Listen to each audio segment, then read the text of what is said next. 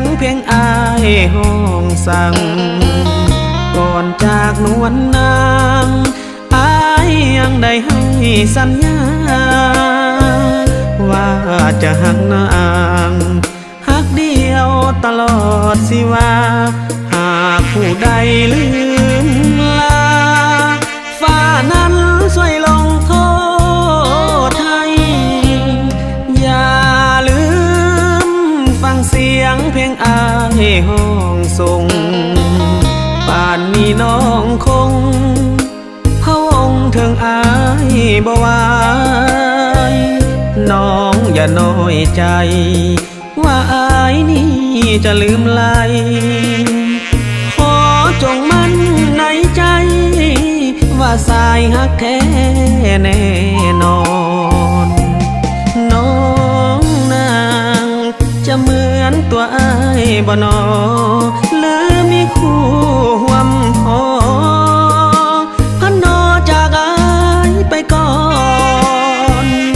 น้องอย่าได้ลืมสัญญาเลยนะงามงอนที่หมายเป็นคู่เคียงมอนห่วมบังอ่อนตลอดสิว่าอย่าลืมฟังเสียงเพลงอายเสียก่อนก่อนจะเข้านอนห้องวอนมากอมนิทราน้องจงได้นอ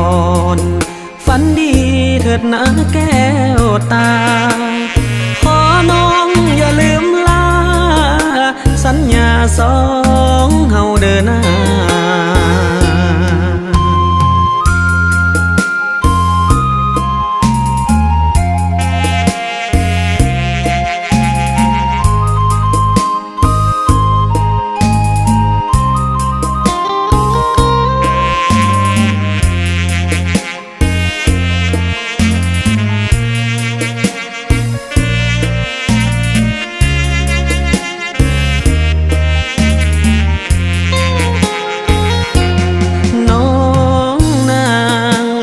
เหมือนตัวอายบ่นอ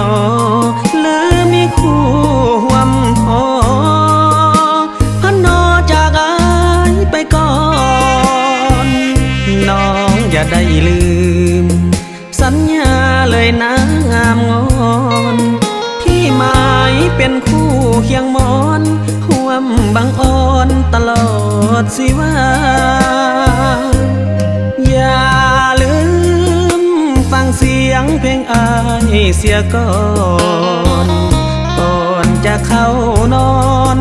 ห้องวอนมากอมนิทราน้องจงได้นอน